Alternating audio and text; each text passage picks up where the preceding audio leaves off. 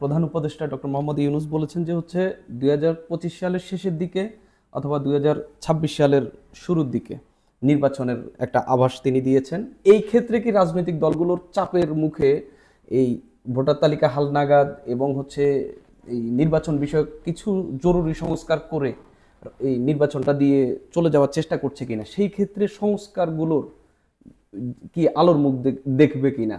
তারা যেসব মানে এই অন্তর্বর্তী সরকার গঠন হওয়ার পর যেসব সংস্কারের কথা বলছে, নির্বাচন কেন্দ্রিক সংস্কার বাদে কি অন্যগুলো কি আর হচ্ছে না নাকি? বলি আপনাকে, আমি নির্বাচন 2025 সালে হওয়া উচিত আমি মনে করি। এবং তারা যে সংস্কার কার্যক্রম হাতে নিয়েছে, সেই সংস্কার কার্যক্রম যে কটা সবগুলি তো সম্ভব না, এখন তো অনেক বেড়ে গেছে। প্রথম যে 6টা নিয়েছিল সেই 6টাই নির্বাচনের জন্য জরুরি।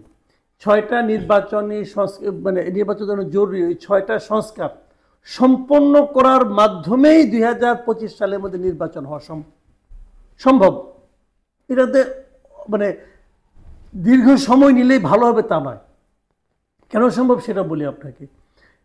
জানুয়ারির মধ্যে সবগুলি সংস্কার কমিশনকে রিপোর্ট দিতে বলা হয়েছে। তারা যদি দিয়ে দেয়, তার আগেই দিবে অনেকে, যদি দিয়ে দেওয়ার পরে কী হবে, আপনি পলিটিক্যাল পার্টিগুলির সঙ্গে বসলেন পলিটিক্যাল পার্টিগুলো, তারা কতদিন সময় লাগবে? ধরেন 2 মাস। তো জানুয়ারি থেকে 2 মাস গেলে মার্চ মাস। তারপরে আপনি কী করবেন? হয়তো আপনার এক্সপার্ট 2জনের সঙ্গে বসবেন, ধরেন আরও 2 মাস। মার্চের পরে 2 মাস হলে মে মাস শেষ হয়ে গেল।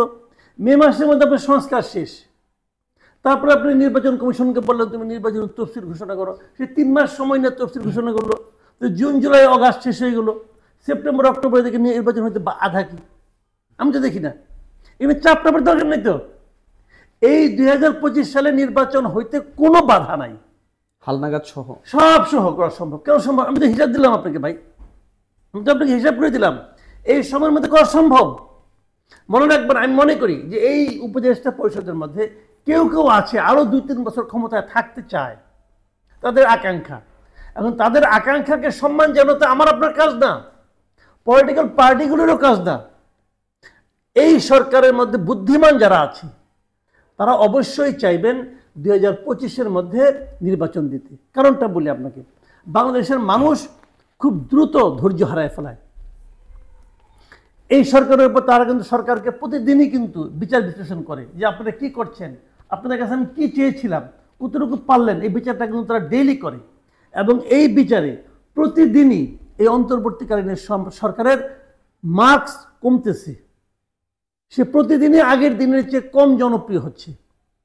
এটা বাড়তে বাড়তে এই বছরের শেষ জায়গায় যে কী থাকবে অবশিষ্ট, এটা আমি বলতে পারবো না, তবে সেটা কোনো ভালো কিছু না। এই রিস্কে এই সরকারের অনেক উপদেষ্টাই যেতে চাইবে না, ইনক্লুডিং ডক্টর ইউনূস। কারণ এই রিস্কে গেলে কি হবে, আলটিমেটলি তিনি একজন অজনপ্রিয় ব্যক্তি হিসেবে চলে যাবেন। এই ঝুঁকিতে তারা যাবেন না। এবং অনেক লোক আছে সারা জীবন অনেক সুনাম কামাইছে, তারা এই রিস্কের মধ্যে যাবে না। যারা বলছে, কে বলছে? ওয়াহিদুদ্দিন মাহমুদ বলছেন, ডক্টর আসিফ নজরুল বলছেন, এখন সর্বশেষ ডক্টর ইউনূস বলতেছেন। কী কারণে বলতেছেন? ওনারা বারবার বলতেছেন যে যারা দীর্ঘ সময় ধরে থাকতে চায় উপদেষ্টাদের মধ্যে, তাদেরকে একটা মেসেজ দিচ্ছেন যে আমরা কিন্তু নির্বাচন এই বছরের মধ্যে দিয়ে দিব, তোমরা মোটামুটি প্রস্তুত হও মেন্টালি। এখন হয়তো কেউ প্রস্তুত হতে যে ভাববে এত আরামের একটা চাকরি পাচ্ছিলাম, আরামের একটা কাজ পাচ্ছিলাম, অনেকে তো এটা দেখি শুনি যে নাকি মানে মোটামুটি মাল কামানো শুরু করে দিচ্ছে।